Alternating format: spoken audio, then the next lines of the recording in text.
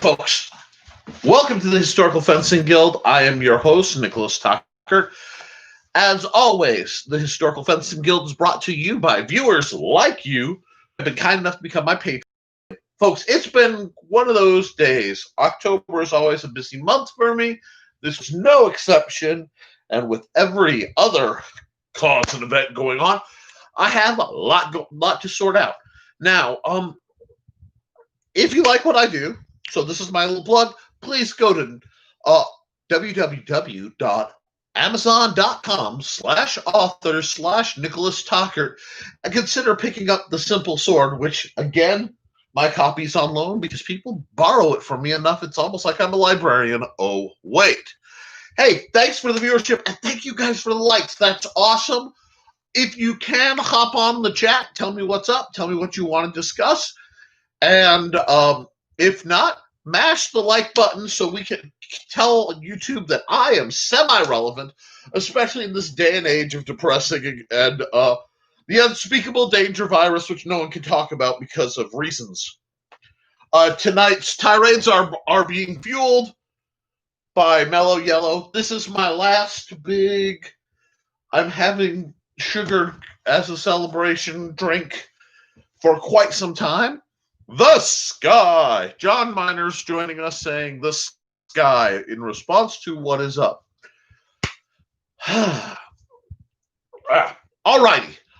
We've got some folks. I do want to, before I get any farther, thank both Stephen Augusto and the ever elusive, lovely Cindy Kep, who's probably peeking in through the wonderful world of a tablet unable to comment right now. Steve Clausen, who's been supporting us in a route other than Patreon with goods like these nifty Cool Hand brand carbon fiber knives for testing.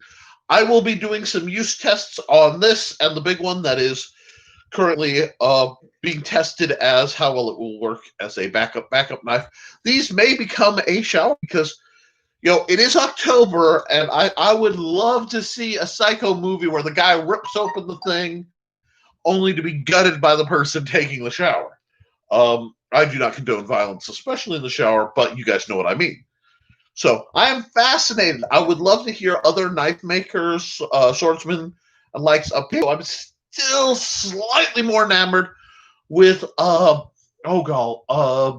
FX Dart, which is a stabbity pokety thing put out by Cold Steel along this line. But because of legalities, they have to clamp a metal ring because some part of the knife must be detectable under a metal detector in certain states. To which I say, bah! But we have a lot on the menu and a lot coming up. We're going to start off with a big announcement of something I want to do throughout October. I've been meaning to get back into shooting, non-live videos, some extra content for you fine folks. And I am planning a video series. It will be a very tongue-in-cheek series that is responding to the age-old question of what is that and how do I kill it? Yes, folks, throughout the month of October, I will be doing a custom series of supernatural defense videos from my warped tradition. I was recently asked by someone on comments, how long have I been playing D&D? So I brought us Relic. This is my travel copy of what started me. Panic. And what happened is someone's Dungeons and Dragons kit got thrown away, and a young boy, namely moi, whilst walking down the road, found the rule book from the black box, the new, easier to master, faster to play D&D or whatever. It's got a name about yay long. I have the actual book I have elsewhere, but it's out of print and unfindable, and I did not trust my friends. So what I did is I photocopied and laminated the entire thing as a backup, and justifiably so, because the first day I set this out, my good buddy Jason Lido spilled Mountain Dew all over it. And had he killed the original book that started, I'd probably be a murderer. But I'm not. Uh,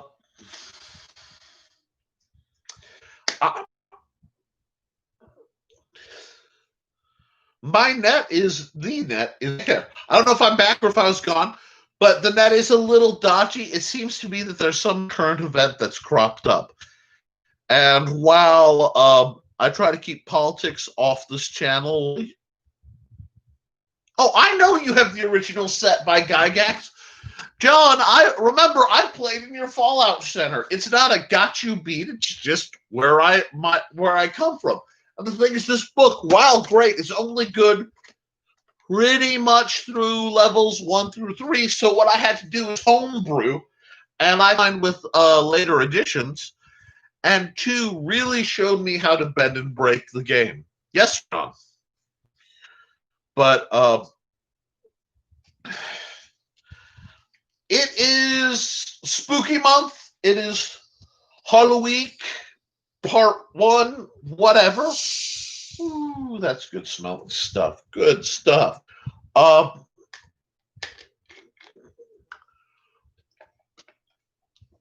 So I will be doing small videos on. At bare minimum, I have 3 planned because I want to do how to fight the vampire, how to fight the lycanthrope, and how to fight the fae in general. I will preface all of these that this is a tongue-in-cheek response, and I do not hold any accountability for the actual practical applications of this. And, folks, the first answer when we looked at the option of monster hunting is don't. Do not fight monsters. Flee and avoid them whenever possible. If not, there are professionals. If they are unavailable, it's up to you. And John's like, yes, the new year approaches. We are going to... This is an interesting time. And we are entering the spookiest time of the year in one of the spookiest years I've ever seen. I was out for that beautiful full moon. But I have a second one coming. Now, I also remind you, friends, fans, and other people who follow Leafy Moss, it's not too late to hop right in and catch up with the adventures of Snuff in Night in the Long October.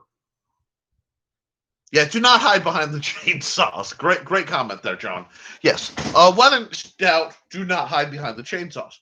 But, as I said, I have 3 basic class of what I am dealing with. That being fighting the vampire, fighting the werewolf, and fighting the fae, or at least how to deal with that. Probably spirits overlapping in there, and let me know what else you'd like to see my take on combating in this bizarre, wonderful dystopian future that is 2020. As I said, I will not be held accountable for anything I suggest, and do look up your local what? No, guys, no. Redacted organization, okay? If you know who they are, you're supposed to. If you don't, you're not really able to watch don't worry about it. And yeah. Okay. So things may be getting a little bit spooky where you are in the fun sense and, the less fun sense.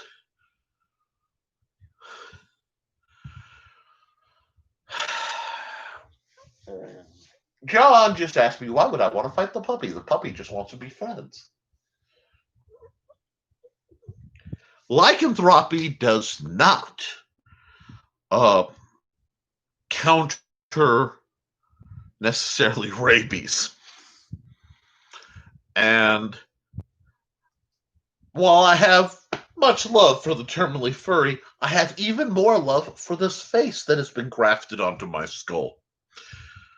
in a totally natural, and this is what I was born with, and that's what I'm supposed to look like. There is no conspiracy. Why are you asking? Anyway, this is going to be an interesting video. I'm in a good mood tonight, folks. I'm just in a good mood. Now, I want to get a little bit of sickledom talked because it is fall. It is autumn. It is the harvest. And few weapons. John, Steve joins us with the phrase, hit them really hard. The idea of punching a lycanthrope is just a bad idea as a rule. But we're talking about sickles. I'm talking about these. They don't. You'll see my little marking because they were running around quite a bit. I did not make these. These are a Purple Heart Armory special. When I first found out about them, I ordered a 4 set because I needed an offhand trainer to get people going who were having a little trouble with the complexities of like a dagger, and there weren't a lot on the market. To the point I made something. I had things more like this, which is not pretty. It was free-handed, and I may or may not have slipped.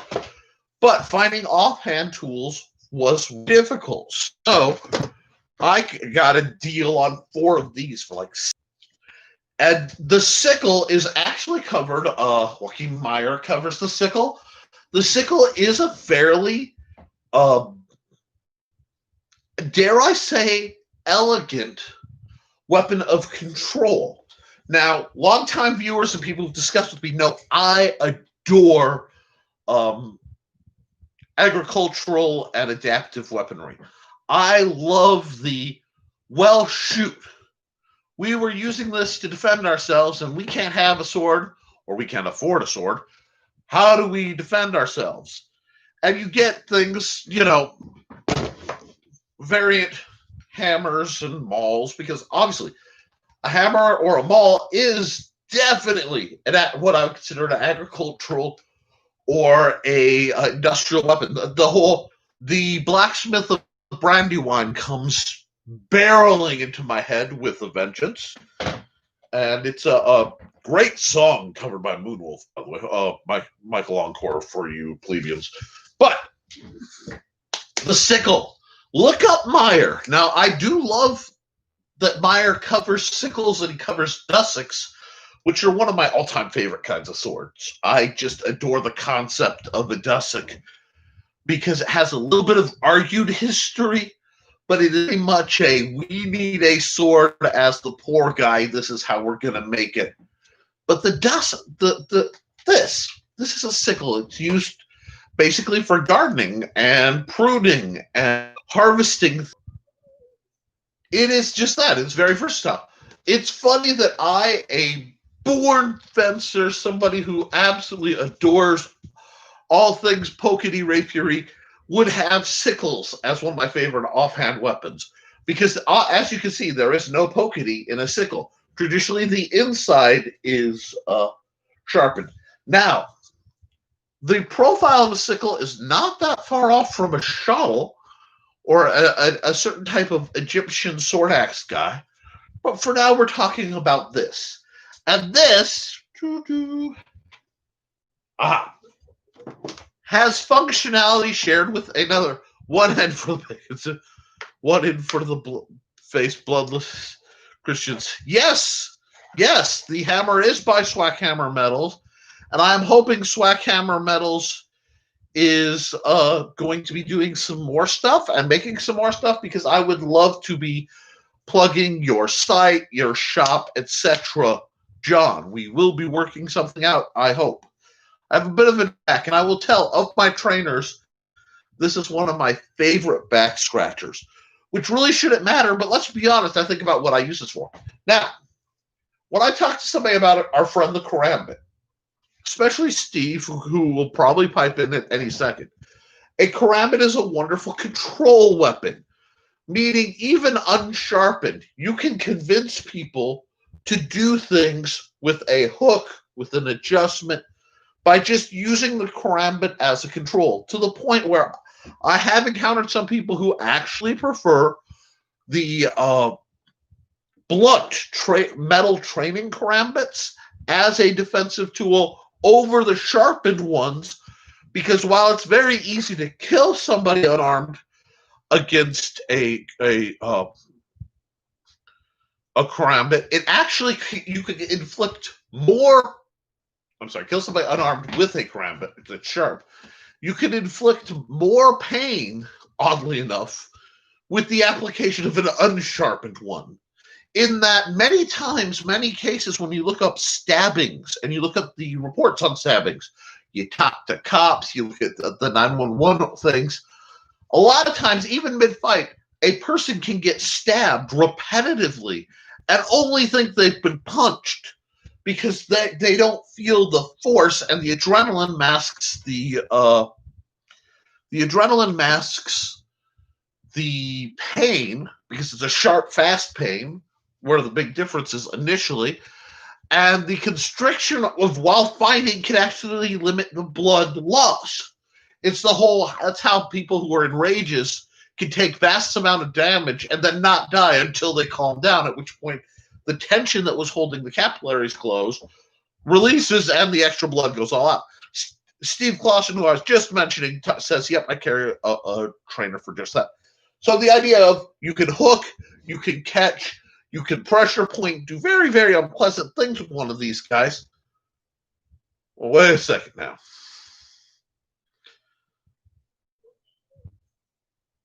I mean,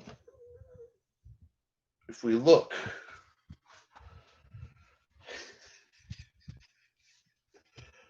I don't know what this karambit's trying to make up for, but if you put a circle on the end here, so we'll just make the Steve custom super karambit here, the great karambit. We'll do this so that now you have something that does very similar. It is sharpened, but can guide an opponent, decapitate an opponent, arm, very, very fatal, severance. No, I did not like when you did that, but it worked. And a lot of it, when I was dealing with you early, Steve, because Steve said, guys, when you watch these videos, turn on the side live chat. You need to see what people are sending to me, or else you will think I am a very, very crazy person, and I'm only moderately. Yeah, John, I have seen karambits roughly half the size for purchase and use. So yes, if you put a ring on this, probably about yay big for your big old honking finger, you could actually fight comfortably with a karambit that big. And what I'd go farther to say, remembering that your hand is twice my good God, is you would enjoy. We'll have a practice, and I want to get you two international dudes together and just let you put patty cake. I want to put it on camera because it's one of those bouts that that I couldn't, there are some bouts I haven't been able to share that I got to witness that I wish I could have. There are some bouts I wish I had recorded, but that's one I think people want to see. So what you have is a surprisingly elegant weapon. And by having a blunt outer edge, you still have, a blunt concussive option if you don't want to necessarily bisect someone. But you can bisect, and also the karambit can guide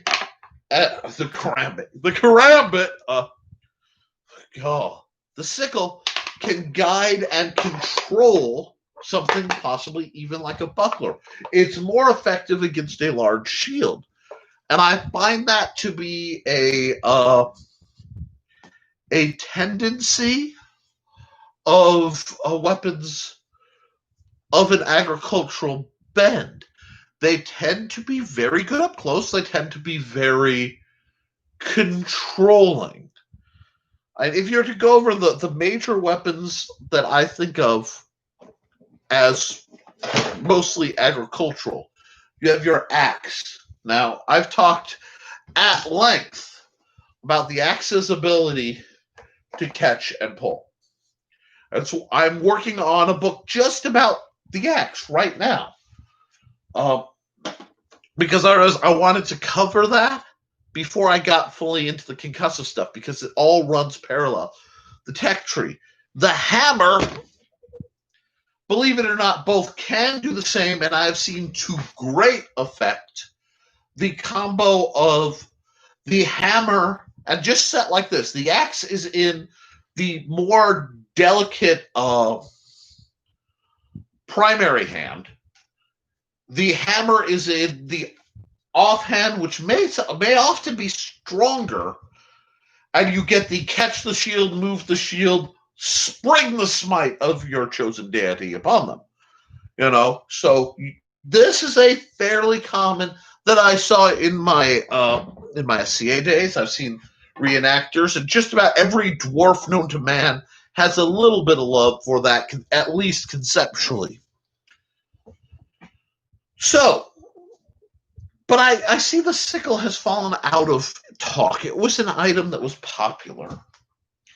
And why do I like it? Well, one, though I don't currently own one, you can buy a live steel sickle, use it for gardening, hang it on a hook next to the rest of your gardening things, and then you have a weapon you've trained with that that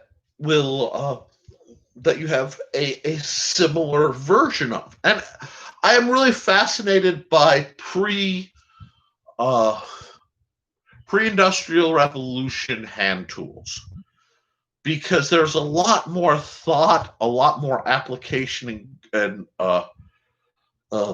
clarity. People realized what things were for, and they made them good at that instead of being caught up in the complexity. So sickles are fascinating. And like I said, Meyer has a lot to say about them. He's better. This is not a primary or secondary weapon in my usual repertoire. Although I can find some Screamer guys really kind of like these guys. Obviously, I've seen some Karambit guys really like it. I think he said, let me get on the comments. John Miner says, I have a double-bladed Karambit that fits my hand. It's a folder locking blade. Yeah, I've seen some, and I've handled some that would definitely fit even your melon. Karambits, I have a very strange relationship with Karambits. I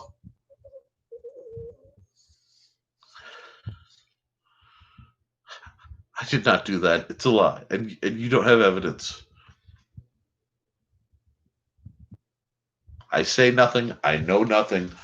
Man, I'm just the guy in front of the tarp with his Christmas lights on. What? Those are solar, so they come on when it gets dark enough that the solar lights kick on, and it always brings me a little joy. So they're up all the time because it doesn't cost me anything. Everything else is running, but NIPSCO had nothing to do with these guys, folks, and I love it. That was off topic, but I don't care. So what you get, I think a sickle is a great trainer. It's a great thing to put in somebody's hand who doesn't really... Guys, not everyone is a dual wielder.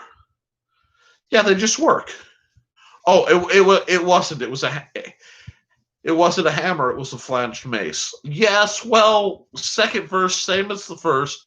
And yeah, basically you need, hook and smite as a combo. But I don't want to get these two close together lest people get the wrong idea.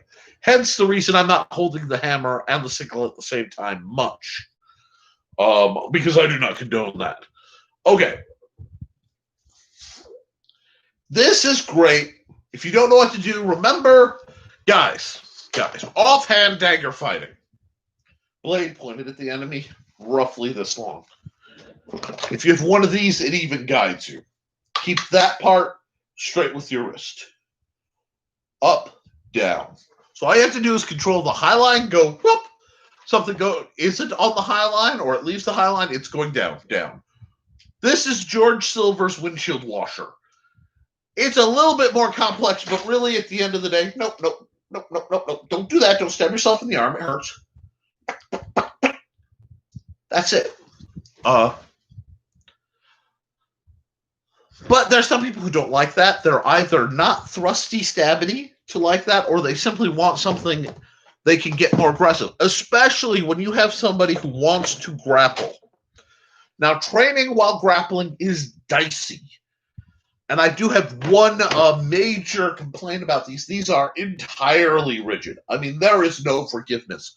So calibration becomes an issue and aim becomes an issue. So they actually have to train essentially missing. This is the sweet spot. You really want to hit right about here so that the blade has time to edge. And yes, that you guys know what that little chimey chime is.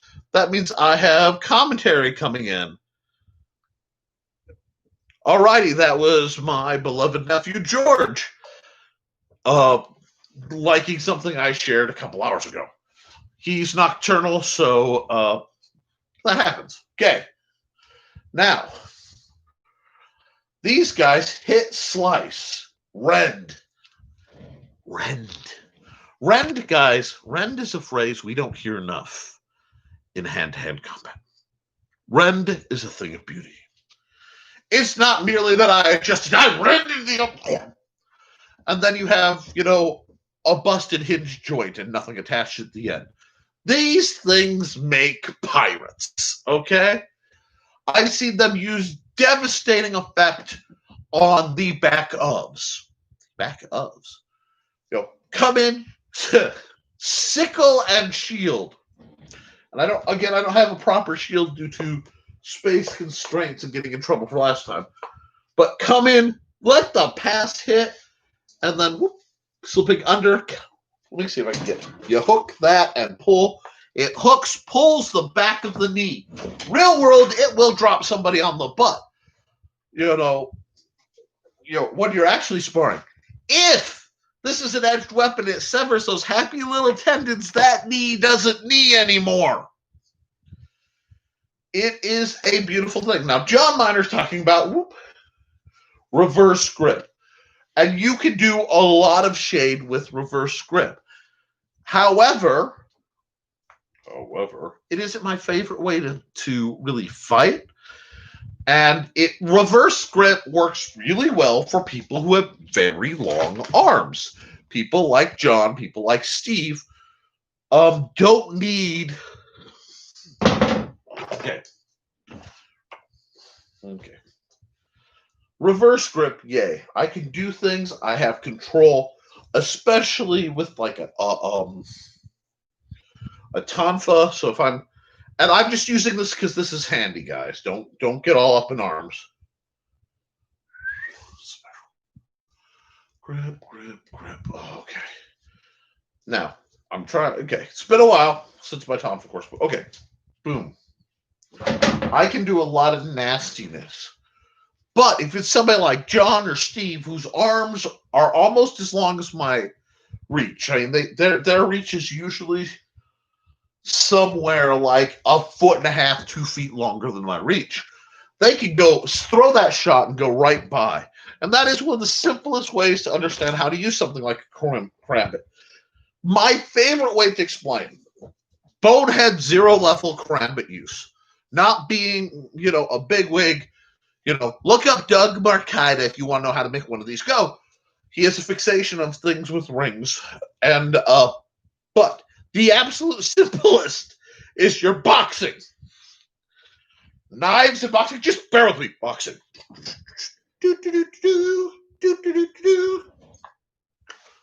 Throw a punch and just slightly miss. Throw a punch, vaguely connected, then curl it off. Uppercut. Jab. It's like fighting with brass knuckles that have a really, really unexpected kink.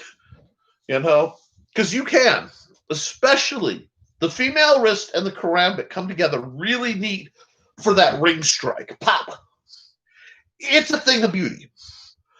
Miss. Backstab. Especially if it's a double-edged. Bam. They're fast. They're devastating. But when I carry a knife, the vast majority of the time, so 99.9. I need that knife for a certain set of tasks. What tasks would a karambit be good at, people ask, because this is something that needs to be discussed, and we can cut off the sickles and port over to this because it's popular discussion. Believe it or not, these are one of the safest box cutters I've seen. I've known several people who like to use them because, especially a single-edged karambit, the blade's away from you, it's down. If you fall holding a karambit, you're not likely to stab yourself. You might get your leg in certain cases, but as soon as it hurts, you let go, and it just kind of goes loose, but it doesn't go flying. So there's some practicality. These are great for opening up shrink-wrapped pallets. Opening up a shrink-wrapped pallet, karambit, slice, go, put it back. I was at a brief point, fairly long, for a point in my life, I worked for a big box hardware store. Wrist with a figure 8. Yes, absolutely, John. But they're interesting.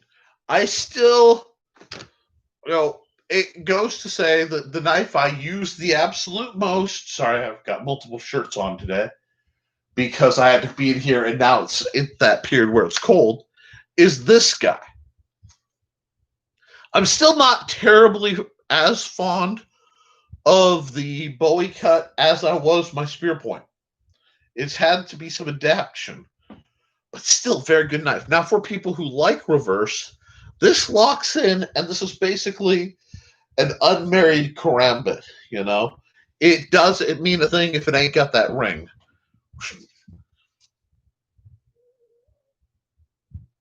Yes, John said karambits open cans very well. Karambits open cans very well. That's an interesting thought because I'm thinking about the mechanics of a can opener and the hooking motion. The right karambit with enough strength could indeed open a can very well. That's intriguing, John, and it bears thought. Basically, as long as you can hook the edge to get the structure, you should theoretically be able to open a can with a. That's fascinating, John. I love now. See, that's the kind of conversation I don't think you would find anywhere else. Yep. Kunai. Now, see, again, for the people who like the ring, the kunai, which is just a karambit with an erection, is a straight karambit, usually a little broader in the head. You guys are going to have fun with that Freudian slip, but that's okay.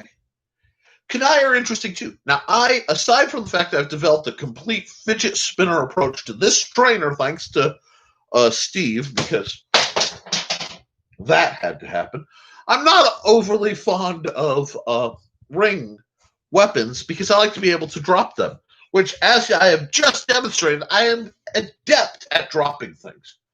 But I worry about a bind breaking my finger. And I'm very possessive of my fingers. If you guys, especially John and Steve, want to wade in and talk about that for just a second, you're more than welcome. Oh, 1 second, I have to go retrieve the karambit that I just accidentally threw across the room.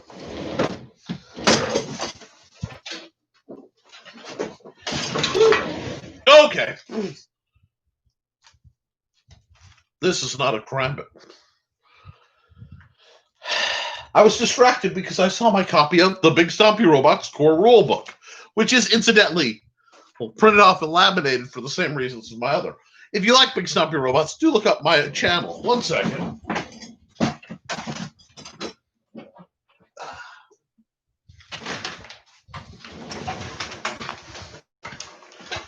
That's not a karambit, that's a folding chair.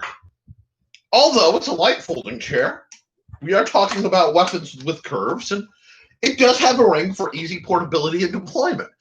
So, I think we could make it go. I have no idea why. Like I said, I'm in the mood. One more moment. Now, the Karambit's back, folks. And for people asking, the Hello Karambit, the custom Karambit that is the bane of Steve's existence, is actually in the other room. I am making a plaque on which to hang it on the wall as a article of great pride and honor. I'm doing some redecorating in my home, and I want to get some of my more, esoteric relics up and out in a fashion that shows their worth.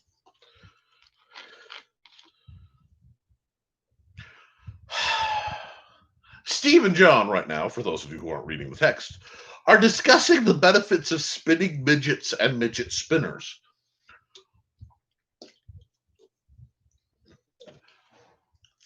I am not allowed to wear a wedding ring anymore due to the damage in my hand and its bad habit of swelling up. But the ring that is there, which matches the ring in my nose, which is connected to my wife, indicates I will not talk up much online about the subject of midget spinners. I don't wish to die, nor be offensive, nor die, which I already said. But it is we are in a colorful evening, and I'm really looking forward to maintaining that. That is really nice. Now, I do like training midgets. People talk about karambits, and I'm going to go on a mild rant. Okay. So I can go off the topic. This is my favorite knife. Well, at least the one I wear every day, and it's the one my wife gave me. I will be ranting about what you see happening because cheese Gouda took the paint off my knife. I willed with it, fine. I scrape things, I fix things, open boxes, cut things, minor surgery, digging out some splintery things, fine. Cutting literal cheese took the gears off my knife. That is mind-blowingly annoying. But I love this little knife. It makes me happy. The handle and the sheath also glow in the dark, so I can always find it. It makes me happy. But there are places where I could not take this knife. Okay. This knife. Now, if it were a folding spring open assist play, there are places, whole cities where if you could open it one hand, it's a felony. I will hill I am buried on, saying it's an animated GIF. This is the hill I will die on. That's BS, and I think it's unconstitutional. But I can carry this. These are some nice scissors. These are surgical stuff. Honestly, I use them to trim my beard when I remember to. But the blade's narrower, but almost identical length. I can carry this just like this. Whoop. Rings and things. I don't. This is not a weapon. This is not dangerous, really, because this is scary. This is a day-to-day office supply.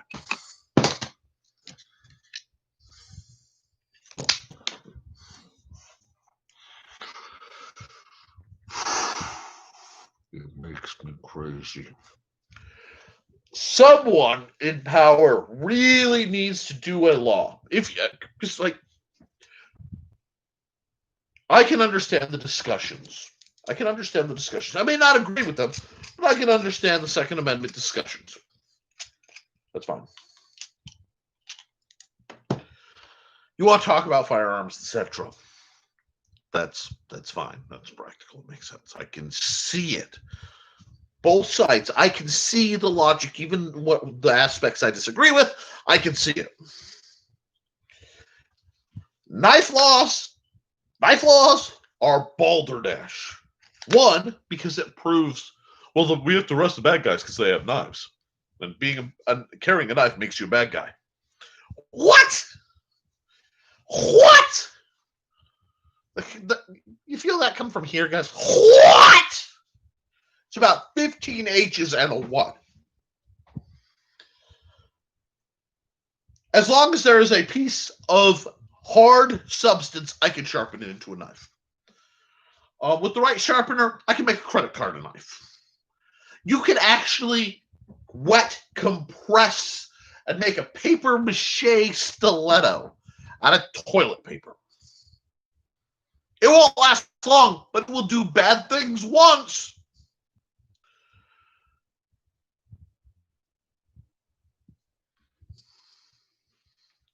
And their legality issues. Freaking.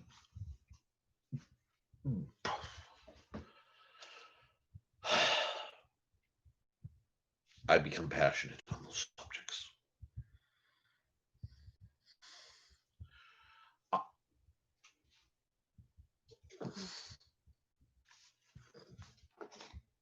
Kitchen knife. Everybody's got a kitchen knife, but don't carry it. Get it to your house. Put it in the block or the drawer. Pull it out. Chop. Put it back. That's all it's good for. That is as far as you are authorized to carry it.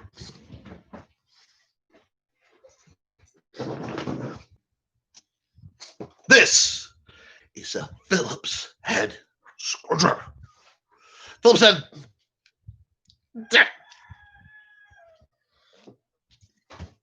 You think I can't make go?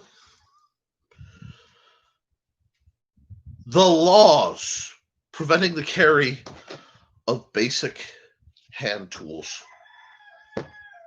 are insane, and they're criminals.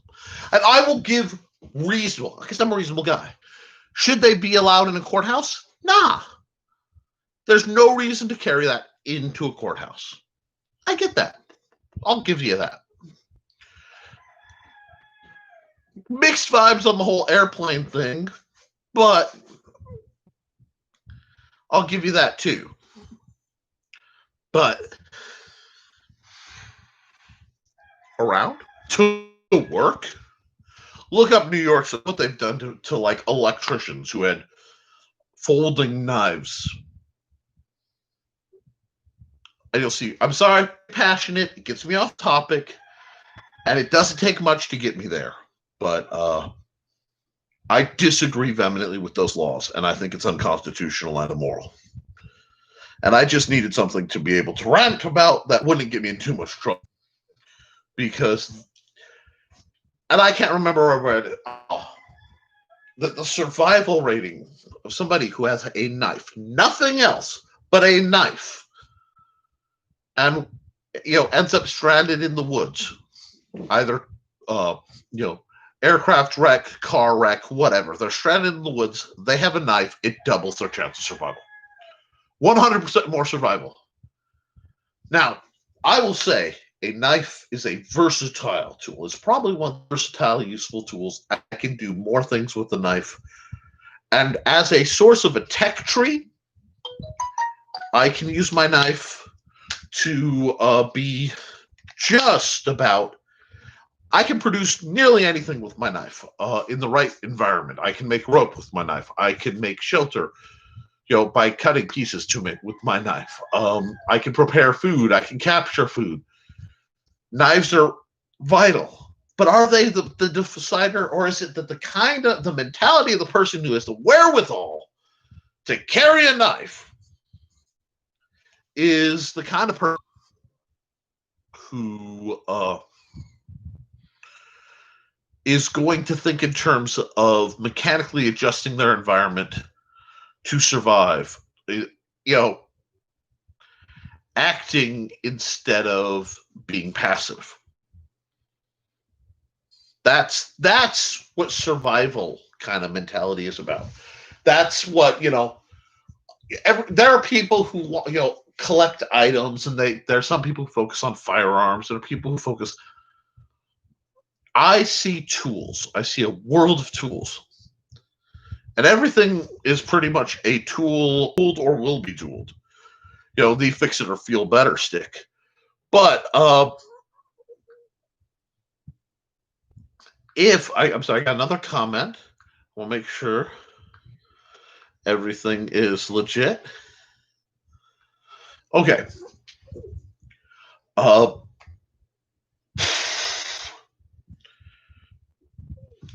Tools and the skills are what I collect, and this is a manifestation of the idea of why I carry a neck knife is because a lot of the pants I carry don't facilitate the pockets I want. I'm not carrying Bowie. Because a lot of times if I'm going to the woods, I grab this little short term. Use it in all. This is why we need to bring back education. And the more I think about it, the more 90% or better of our problems would be solved by increasing and improving educational practices, both academic and practical education. We need shop class. We need computer use class. We need mechanicking. We need carpentry. I think at least basic survival should be taught in classes. I think, first aid, history, martial arts, learn how to defend yourself. Well, the kids will be fighting. They're already fighting. If you teach them not to fight, you teach philosophy. Teach ethics when they need to learn it, instead of, you hit college and maybe you're revealed that the secret of the agents that basically say, pay attention to what you're doing and don't be a dick. I'm on a roll. I've got a little bit of fire behind me tonight, folks. I hope you guys are enjoying it.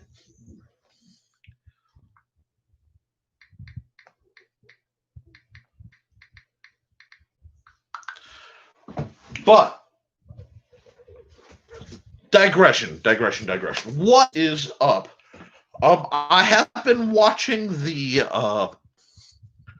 different sales. I haven't really seen a lot of exciting new or newish products in what we do coming out, aside from the Ale House daggers, which Alkin put out. And I'm waiting because what you see, at least what I have seen, is when one company puts out an item and there's interest, another company will put out a similar item and it will generate more interest, and it starts to just stall till they become common.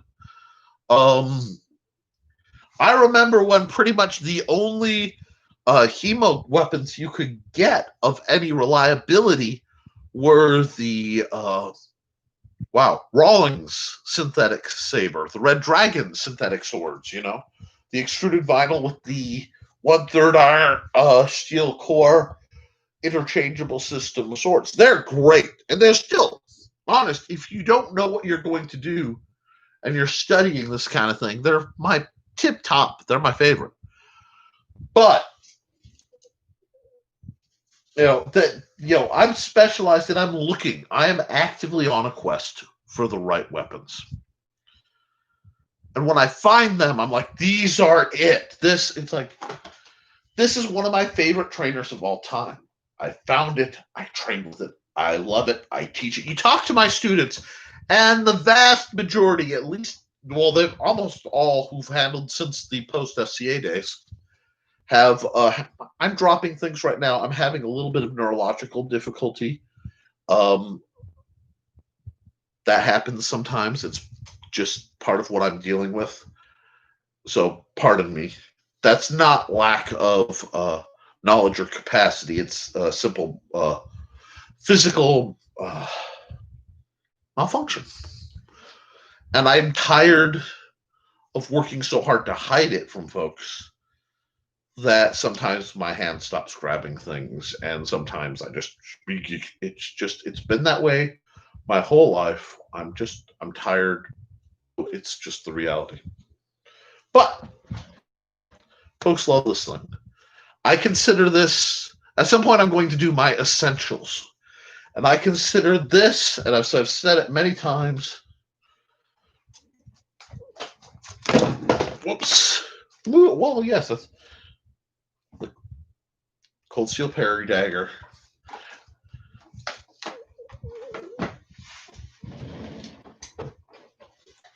And the Cold Steel Buckler. These guys are what I consider sort of the essential Western martial arts training tools. I think they're vital. I've talked about them. You guys have seen me find them. But I've yet to find that perfect. And I may never find it. Hey, the beautiful, marvelous, talented Sip. Go to CKOEE. So CKOEE. Oh, sorry. I can speak, Cindy. CKOEPP.com. Subscribe to her newsletter. She's awesome, people. She's writing some really cool stuff with Tengu. And I have a bit of love for some ornate Japanese mythology and fantasy in general, as was discussed earlier. So hit that up. She's also one of my amazing patrons, so y'all should be thankful because she's part of why I'm here every week, lying at you. So give her all the love, big buckets of love, just a love cushion, just pour love. Wow, I'm in a mood. I'm going to get in trouble again. I can feel it, folks. The humor. Guys, it's October. The veil is thin, the moon is full, and all is just okay. This is also my last big mellow yellow. I haven't talked to my wife much, but I'm going back on like a slightly more modified food plan because I hate the D word. But I have to get through tonight, so mellow yellow it is. Hot take, as much as I love Mountain Dew, and I do love Mountain Dew, mellow yellow is better. Hard stop. Print it, publicize it, stamp it online. Now, unless Mountain Dew wants to pay me vast sums of money to change my mind, which I probably still wouldn't be. I've seen me do it. But back all the way around. People who are interested in sickles, don't worry about your inline cuts. Okay, so none of that 1 through 4. Just don't really worry about shanking somebody. In line. Now we'll talk about 1 through 4 in a bit. But that figure 8, this business, this is cake and ice cream for these guys. Now, why would that make sense to you? Why would that be important?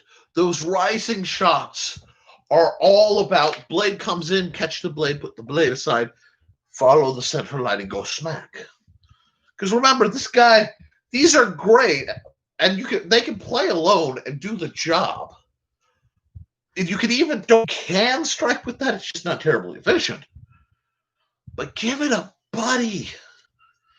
Okay, it's a little buddy. Catch the blade, follow the blade, stab the arm. Get out of there. Drive the blade on, aiming for the neck, or if you're short and you're dealing with like somebody like John Miner, 3rd and 4th ribs parallel. We are in the season of October, and I am going to be doing some Monster Hunter-y goodness. So keep that in mind. If you need to keep that steak and put it where remember, when it comes to killing, almost goofed up my whole feed. But it's not your fault. Of course it's not your fault, Steve. Of course. You keep saying that, and we'll keep believing you. It is not Steve's fault. Or so they say. But we are at the hour line, so I'm going to take a break. This week's episode is brought to you actually by Cindy Kep. Thank you, Cindy. You're awesome. And, oops, that broke. I might actually have to recolor this. We're going to say it's brought to you by the Big Stumpy Robots Core Rulebook, wherein you may learn a fast, easy, make-your-own minis game to conquer the distant world of Praxis 5 or blow up your dinner table. Whatever. I had this crazy idea that gaming shouldn't be expensive or complex. Crazy. Okay, that and The Simple Sword, the Historical Fencing Guild's Manual Defense Volume 1, are both available at www.amazon.com/author/Nicholas Talkert. That's me. And you'll find a couple spooky stories. I am working on some new stuff to go up. 2020 has actually been a very productive year for me publishing-wise, so I'm kind of digging it. I've been working on a lot. And I will keep working on things. But as always, I need to know what you guys want. Commentary, questions. You hit me, I give you more back. I am an amplifier, okay? Those of you who know, I got a bit of thorn mallow in me. Obscure reference to the YA book by Jane Yolen, Wizard's Bane? Absolutely. I think so. I think that's the title. Golf. It's one of my favorite books. Anyway. Now, while we're at that, and while I'm writing this just lovely stream, don't look at me like that, Lydia. Don't. I have seen great sickles. Not scythe. Not glaives. Not war glaives. I have seen great sickles. So basically, sickle on a stick. And I find this as a weapon fascinating because you can easily see its agricultural roots. When you don't have space to do a full sigh, I hate that word.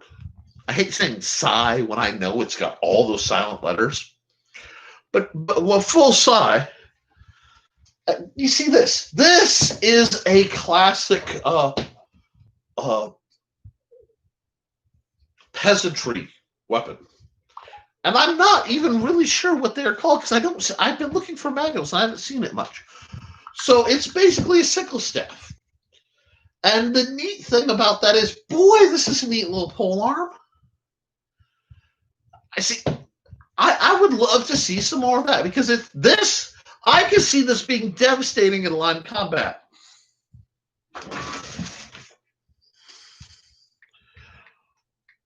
And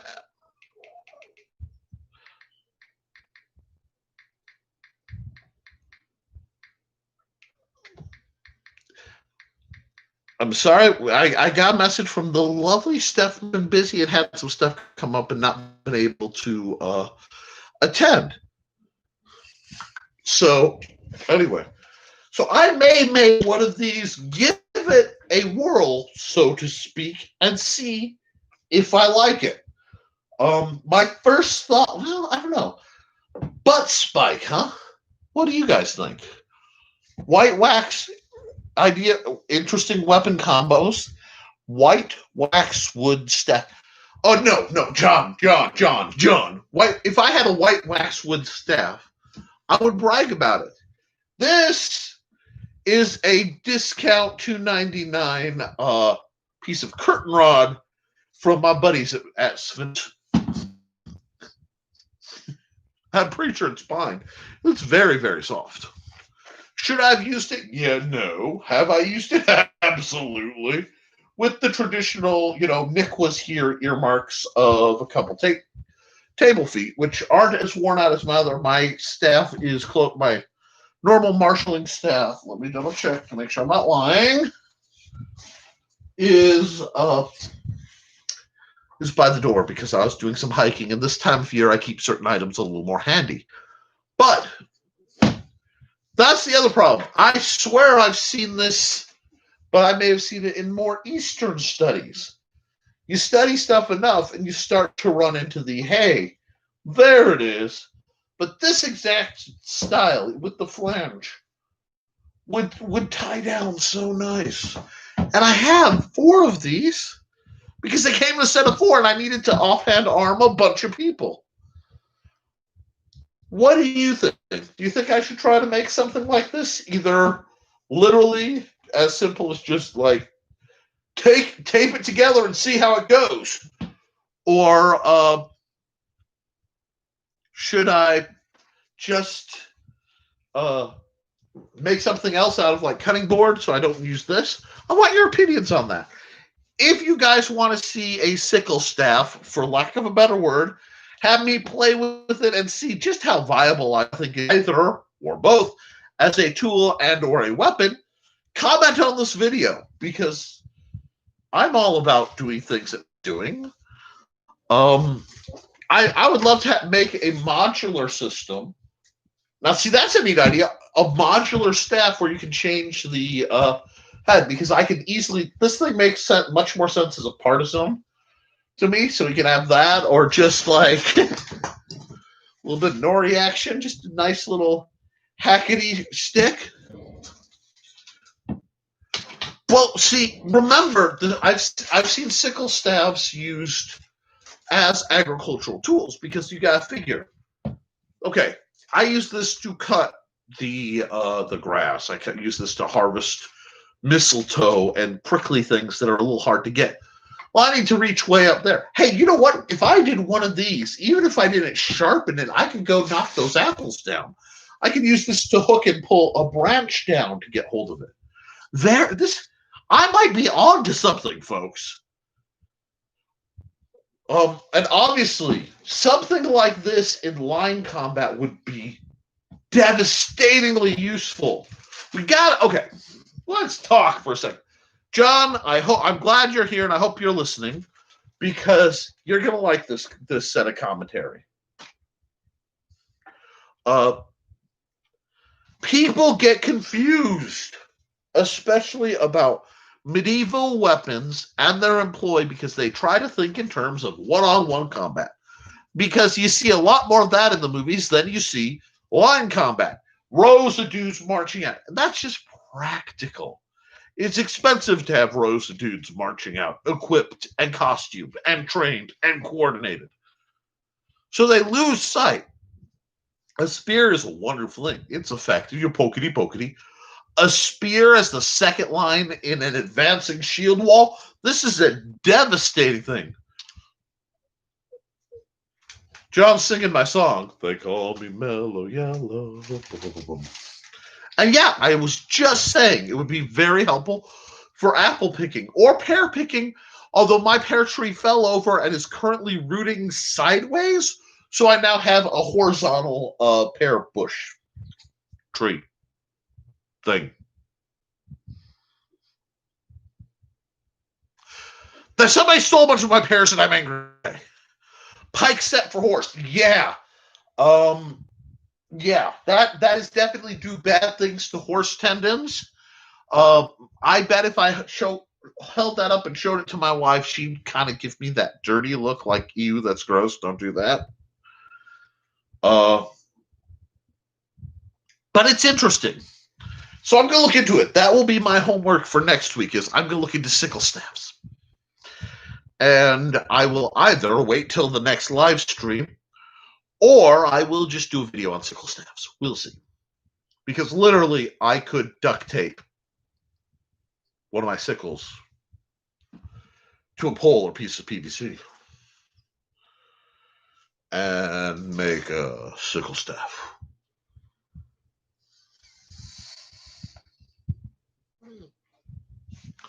Okay, I think that's a brilliant idea. So sickle staffs are, guys, that's on the menu. Through discussion we've set up. I will set up something with the sickle staff. I might take my old phone out. I haven't done a video like that in a long time with the tripod and the I can reshoot and edit stuff. That's so nice. Ironically, you can find saw staffs to this day. The pole saws are fascinating from a I see them and my medievalish mind looks at them. And, things happen while I walk around hardware stores. Well, this is one of these. Let's you hacks off. The idea of just, what are you doing? I know, real world, no one would let you just hacksaw through their spearhead. But boy, that would be funny. That's like a medieval cartoon bit of humor, but just the thump. That's funny, and I might have to do that. I don't know in what, and that's the thing. We can be tongue in cheek, folks. We don't need to be. The world is deadly serious these days. We don't have to be. I'm not going to be. Life is far too important to be taken seriously. Can't remember who said that. I need to look it up. Although I wouldn't be surprised if Mossy didn't quote it at one point or another. And if nobody else did, I'm calling that one. That would be a decent epitaph.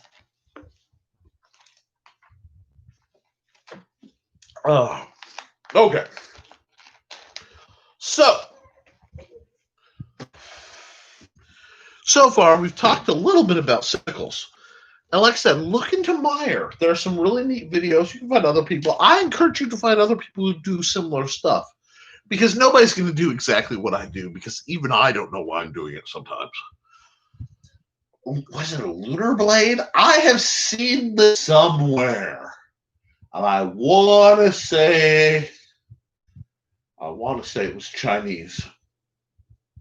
I may just have to message my old buddy Sword Sage, because I know he'll know what I'm talking about, because my brain's saying it's monastic. As in, like, Buddhist monk monastic, not Catholic monk monastic. I'm going to look into that. Because folks, I'm excited. I haven't had something to look up with interest that had no real importance in a while. Oscar Wilde. That makes sense, because Oscar Wilde is one of my all-time favorite authors. And despite my occasional short-term memory loss, he is corrupted my mind. Okay, machete, the inner elbow, no. Why does machete to the inner elbow no longer? Also, G.K. Chesterton. See, now we're just in my bailiwick of people I love to read, folks.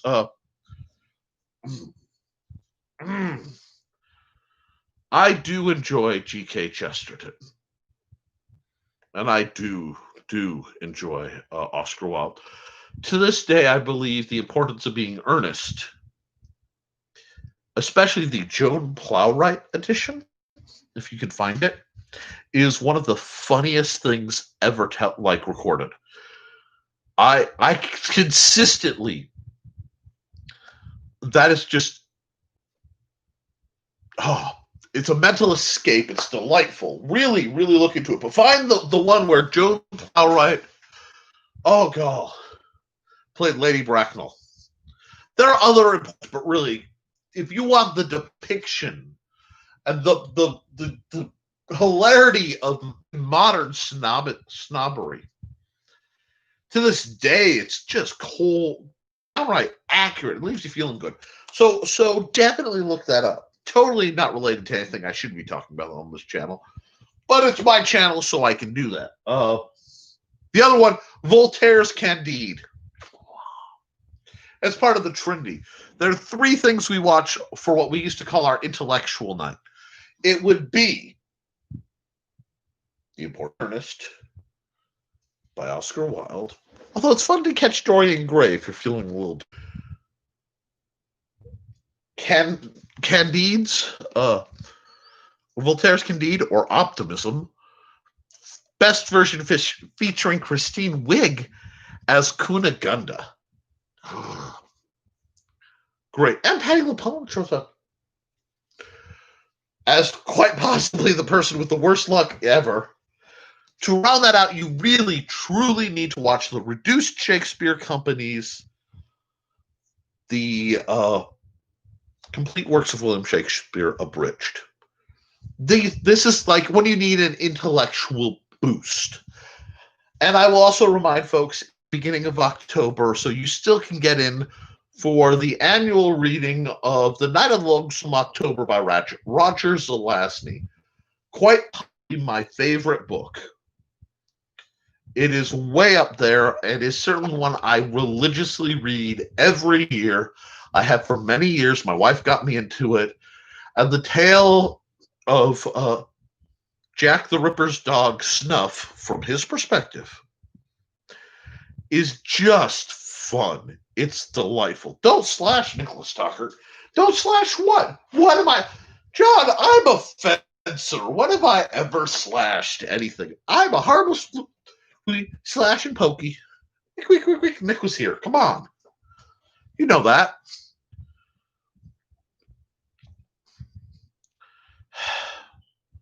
I am itching for a new sword cane. I can't justify it. I don't need a new sword cane. I have several. But I kind of want one. I want a sword cane trainer. I think I'm going to have to make it. That might be something coming up. I don't know. It's kind of scary, huh? But I'm not allowed to play music because YouTube will ding me for a copyright violation, and I have to be extremely careful what's behind me at any given point. Hence the tarp of glory that will eventually be replaced with something a little more palatable when convenient, or I'm annoyed with it. Basically, change never happens until you're tired of the smell of your own BS. That is a Nickism. Feel free to use it. Edit it, unedited. Just credit me, because, enough people discredit me that I might as well take what I can get. Like I said, I'm in a mood.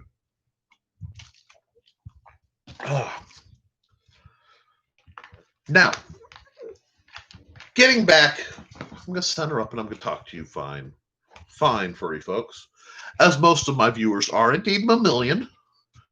Most of you. I know some of you are reptilian. It doesn't bug me. And Faye don't count. Anyway, I am in the mood. Okay, it is cooler out.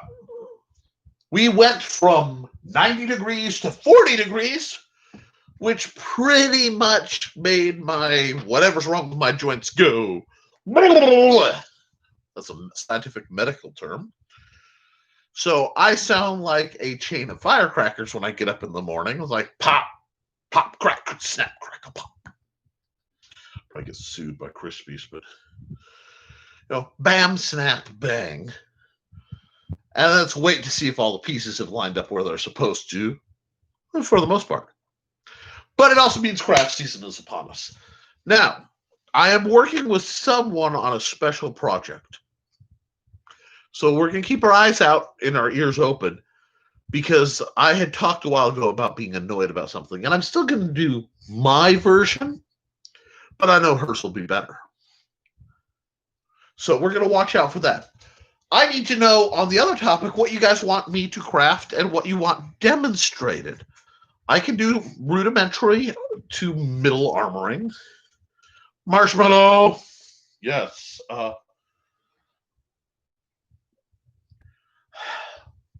Up north is a chiropractor. He's in Valpo. His name is Dr. Fouts. He is part of the team that's responsible for me not being in a wheelchair. And if I thought I could go under danger virus conditions, get popped, and make it the several hours back to my current abode without being damaged, I would do so. But I can't. But if you are in Valpo, I do recommend him, and he's like dirt cheap. He's cheaper than most insurance coaches charge, and he takes cash. So big fan. And I'm not plugged. I'm not paid to do that. I just he's on the list. Him and Dr. Frederick Fedorchik out of Portage, who's a podiatrist. I think it's Dr. Sir Frederick Fedorchik. That's what I thought, John. I thought. See, that's the problem. And I know you run into this. I've seen it. I think I've even handled one. I'm betting it was at an Amish auction kind of thing. But now the Amish wouldn't fight with them, although Lord knows they could. But being that they're a pacifist, as a rule, people, as a rule, there are exceptions. But I know I've seen them in historical documents too. And honestly, if the Amish have them, they've floated around. It's too good an idea. And that's one thing you look good, simple ideas crop up. Bing, bing, bing, bing, bing, wherever humanity goes. Whether it's from having the same roots or we all think similar. Yes, Asofnia. Close. Yeah, it's a Russian polearm, but those are usually, ironically,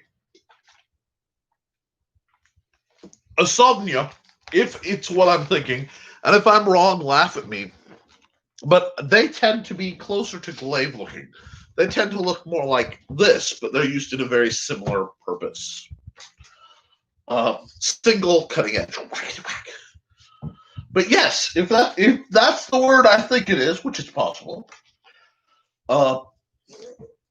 dandy little tools.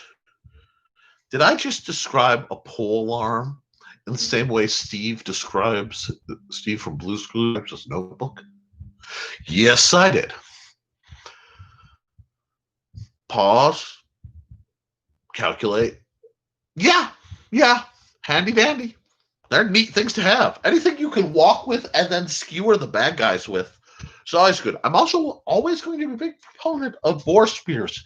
Hint, they work on most supernatural entities, or at least are better than not having one. Here we go again. Boink. I like pikes. I like spears. I like anything that keeps the bad guy way over there. I am a little guy. When it comes to swords, I see them as sidearms. And once again, we get to the Holy Grail. Shink. This is a very comfy sword for me. Very comfy length, very comfy design. My hand is very protected. There's not a bunch of weird wire, both throwing the balance off and leaving me exposed. Love these things. And someday, not only will I have a sturdier, modern, hackable version, but I will have, a practical one that I can just make as a kit, because I think that's cool. We'll see. But thank you, Cindy. Love those things. I need to see the early evolution, too. That's a problem. Weapons evolve. See, I realized I was thinking a Sofna was a bit more like a Dussac on a stick.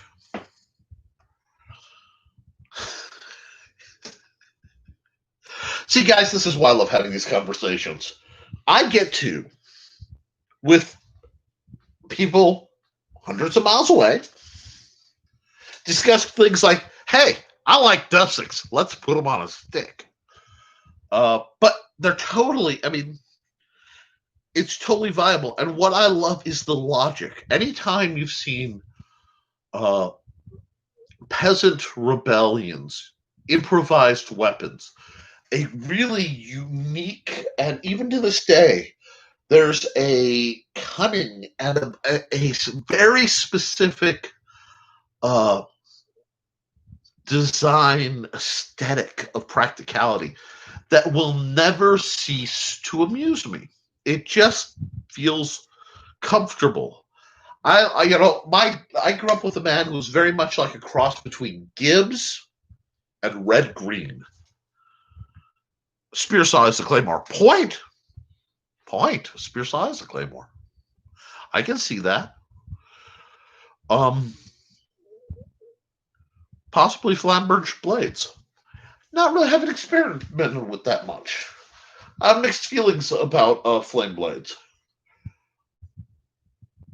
That seems like a lot of work, and I don't see a lot of gain. And I will, on my hard line, I think flamberge blades, flame blades, should not. Oh, there go my glasses. Should not be legal for fencing because the way the blade works, I have found it to be too easy to be damaging to fighters and the materials. It functions as a saw, and that's never a good idea on a practical field. And I can say that because there's literally nothing anybody can do about it. That's my opinion. It's a fairly studied opinion. I think it's a fairly logical one, but it is not, immutable, and it is not really going to affect any change me saying that. But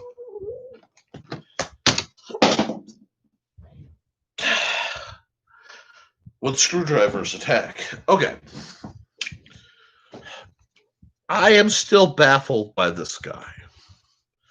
I mean, it really, really interests me. Because, like I said, when Steve managed to get me a knife that is actually a little too small for my comfort, although I am thinking of wrapping it. But these carbon fiber knives are fascinating. They really are in the idea, if not the execution. Like I said, I've yet to find one that holds an edge comparable enough with steel to do what I would use a steel knife. Because if I could reliably cut, slice, dice, make French fries and julienne, which I probably, in all actuality, could largely with this guy, I would carry one of these because of the lack of maintenance. But I'm still not sure. And I know there's been some talk of them as swords. I'm pretty sure Shad did a video, and I'll have to watch it at some point. But I don't know. I don't see why they couldn't. I am still really looking for a synthetic thrusting weapon. That's kind of one of my holy grails. Because you got foils and stuff, but that's still steel. That still has all the maintenance issues. You have schlagers and rapiers and all these things, but again, they're all steel, so they all have the issues. I know some experimenting was done with aluminum, but aluminum only works on a very stiff, non-flexing. So for that, I'm going to go to HDPE or UHDPE, this stuff, because it's bulletproof, but there's no flex. Cold steel came close. There's flex, and I rain orange paint every time I do it. There's a measure of flex. So that tells me, and again, more orange paint, it can be done. I would love to see them do an epee cross-section, which is basically this kind of rig. This is the cold steel rondelle dagger that I made the mistake of painting orange.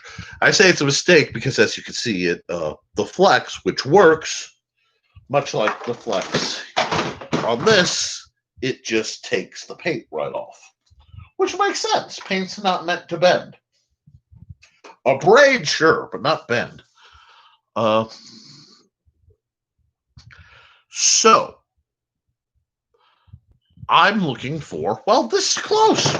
And ironically, although I have to re-glue the pommel piece, this works really well. It flexes. The blade's okay. Doesn't seem to excessively take a bend. It does take a bend, but straightens right back out. And unedited, the gin version, see, it did snap. I didn't warn you it snapped because I didn't use a self-tapper with aggressive enough threads. I think I'm going to be able to rectify that shortly. But this is super close. They just don't have the right rigging on it. So, it's that's my white whale, folks. That's something me as a Nick, not just as an instructor, not just as a sword master, not just as a sword fighter, as a Nick is hunting. And wow.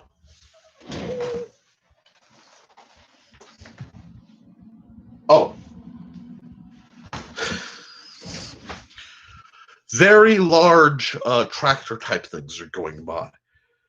And given the political environment, I forgot just for a second where I was compared to other places where I lived.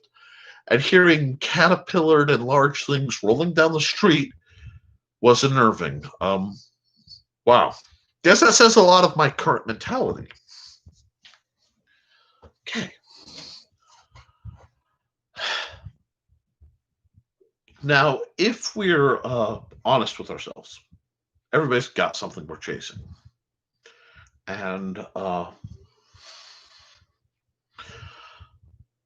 I think finding that, because if I get this right, and I am relatively close to just ordering a bunch of these and butchering them to get the inner blade and reshaping them for my mischievous purposes. It is something I'm genuinely considering, because the gin of these is somewhere around the 25, 21, 25, and with slight editing could be handy. But maybe it's that I'm old, maybe that's gimpy, maybe it's I've been doing this too dang long. But I'm at a point in my life where I want to just be able to say, that is the right piece of gear, that's the right tool, I want to buy it. And then throwing a reasonable amount of money and having it be low enough that anybody who's interested can throw a reasonable amount of money at it and have it work. It shouldn't be that hard. And yet, as of October 2nd, 2020, it is. And I'm proud. I am proud of companies like Purple Heart Armory. I'm really proud. I'm proud of my humble part in this, because I was trying, getting closer. This is under the $50 line. It has quillions. You will not. Finding something with the kind of features, a guard, even if it is a touch small, quillions, a knuckle guard, something like this under the $50 line. You just don't find it in synthetics. And these are bulletproof, and not literally. I mean, I'm sure saying that will make Matt, from Demolition Ranch, want to shoot one just to see it break. But they're sturdy and they're simple and they work. And I'm proud that I had a hand in making sure that they came to light. But there's no flex, so there's safety issues. So I'm going to keep looking. And if you guys see something you think would work in the product line, longtime friends, followers, and viewers, kick in. Let me know. I want this to be a discussion. I detest prattling for long periods of time with no feedback, never knowing what people are saying or thinking. I live to answer questions and assist. It's kind of who I am. But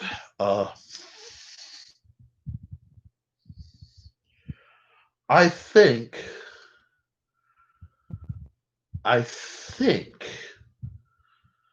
we can be smart and we can get through this. Now, there is another subject, and since I'm here and it's been on my mind, I would like to put this out to the guild itself.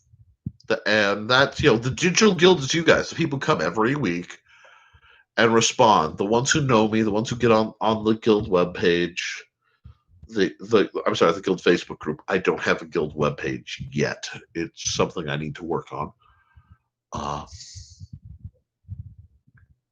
What do you guys think of the combat sabers? The lightsaber combat. It looked like they went to the Olympics. I've been hearing some really interesting things about lightsaber fencing as a sport. And it's ironic because it's almost diametrically opposed to everything I teach. It's swirly, it's big, it's showy, it's expensive. But at the same time, I'd be lying if I said I am not intrigued, because I am. And I do have a long, sordid history with the Star Wars fan base.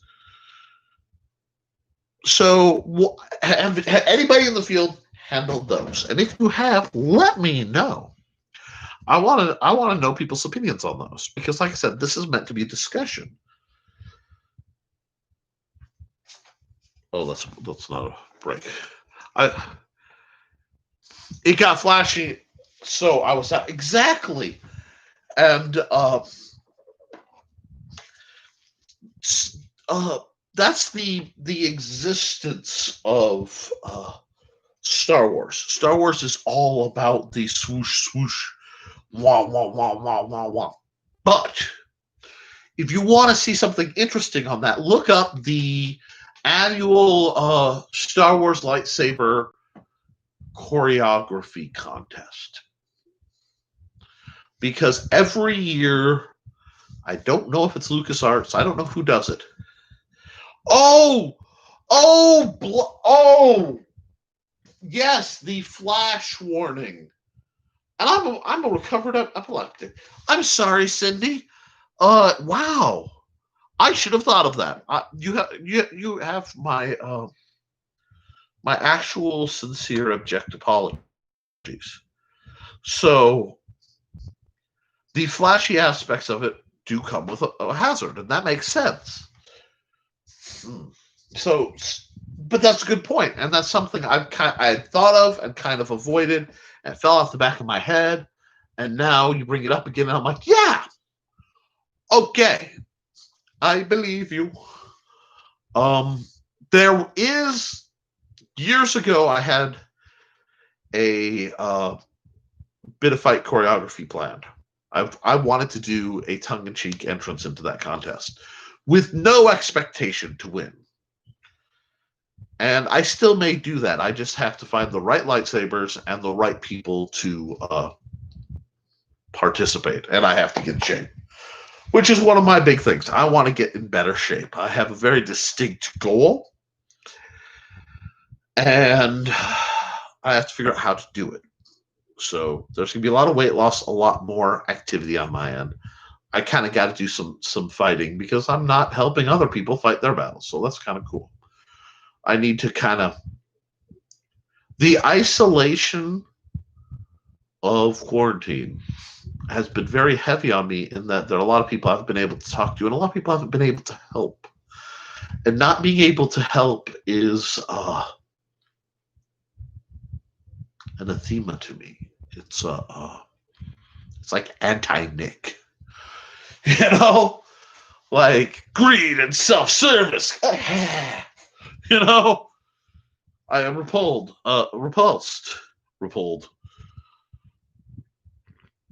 to a point that's often self-detrimental. So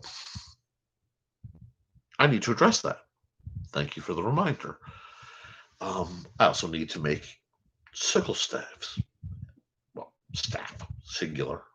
Maybe more. We'll see if there's interested. But so, and I have to, in case you missed it, Cindy, I'm planning to do a series of videos on the Historical Fencing Guild's Guide to Combating the Supernatural, or something along that line. And I am looking for requests into that line. I'm going to shoot a series of videos. Now, I'm really thinking about throwing them up on my Patreon first, and then, releasing them to the public, possibly at the end of October. I'm not sure. How people feel about that, let me know. Especially like Cindy, Steve Augusta, who usually catches this in the reruns, and the others who catch things like this in the reruns. Is that something that you guys would be interested in either way? And for the people who are authors who are coming to my channel to see how to do stuff, is that the kind of material you'd like to see? How somebody who's done a lot of sword fighting stuff over the years would approach that sort of thing? She said it. She's got it. So I will do some videos, and I will put them on Patreon, and then I will do a release, and then the people who go to Patreon will get to see them first. Cool. I am excited. It's cold enough. I can do stuff outside.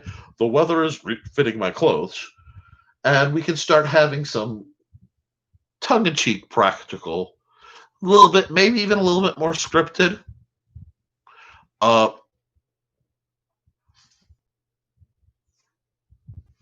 videos on supernatural.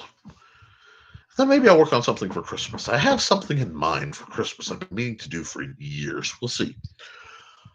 But I'm not getting a whole lot of people bouncing back, and I have to work for me disgustingly early in the morning. No, I don't. Oh, what? Oh, off topic. You found okay. Cindy, as I mentioned, is an author, a fantasy author, if you will, as you will, because she is. And she's looking for a Kenku costume. And she said, off topic, I found a Kenku costume, $2,400. No, blink, blink.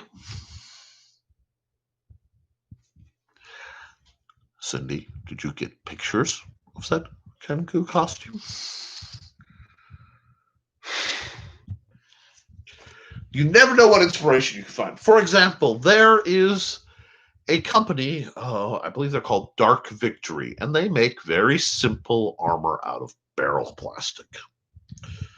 Now, they say it's not, I don't believe, but to the best of my knowledge, fortunately, their site, if it's still up, has lots of pictures of their armor from multiple angles. So you probably should look at that. If you're looking at armoring and you don't know what to do, that's a good start for somebody on the cheap who can non-nefariously acquire a barrel like the blue barrels, the white barrels they do out of the garbage. There's a whole system for what the colors carried, but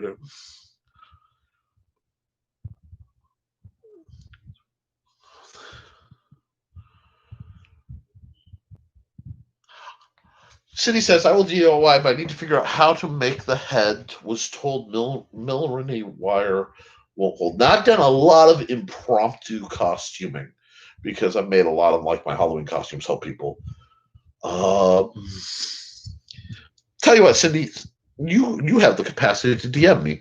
DM me the pictures, commentary. Let me see if I can't find a way to trash batch something useful out of next to nothing.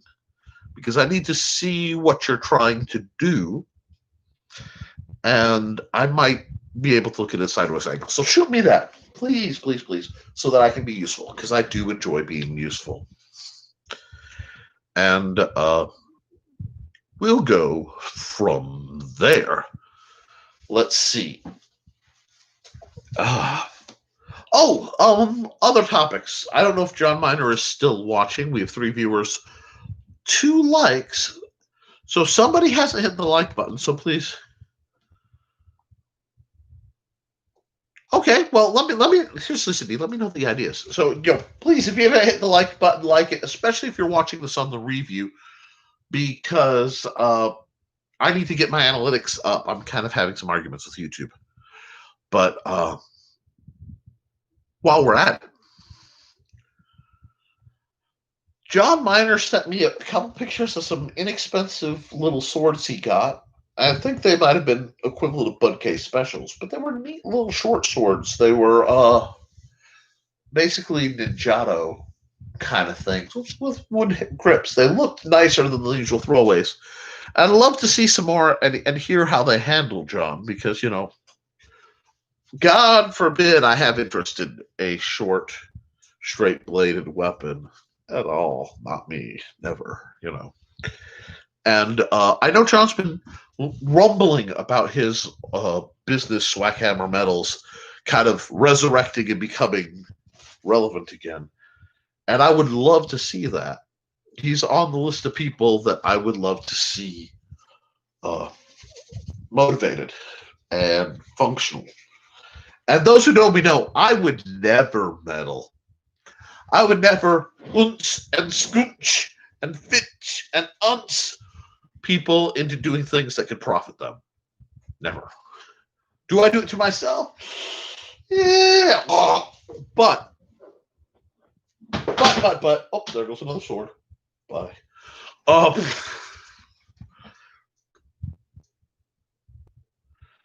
But I do what I can to help people improve their lot. And it's not like I'm rich enough to be anybody's patron. I'm barely keeping the lights on doing what I do. But thank you, Cindy. And the likes are appreciated. Like I said, it's all about convincing YouTube that my stuff matters so that they'll share it around so more people can find out about my stuff. It's a little early, but I think I'm going to call it, guys, because I have to work early in the morning and the net is being very dodgy. Anytime you have a certain grade of major political news, YouTube gets swamped. Happens. I have not the best internet ever.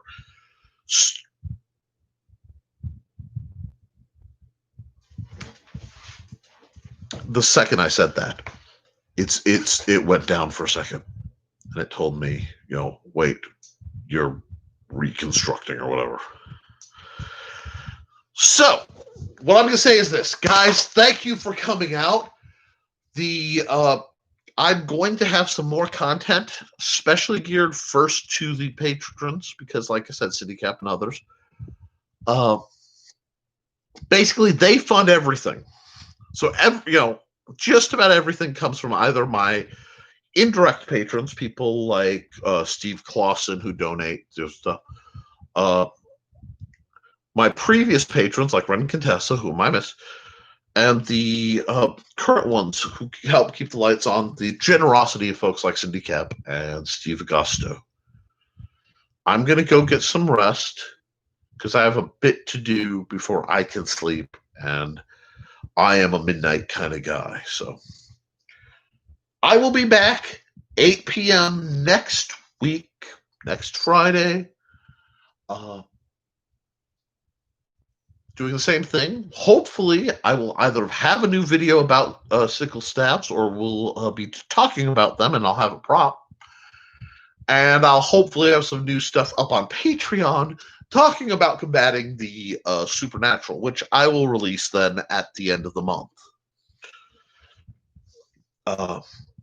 Until then, guys, if you want to support what I do, consider becoming a patron.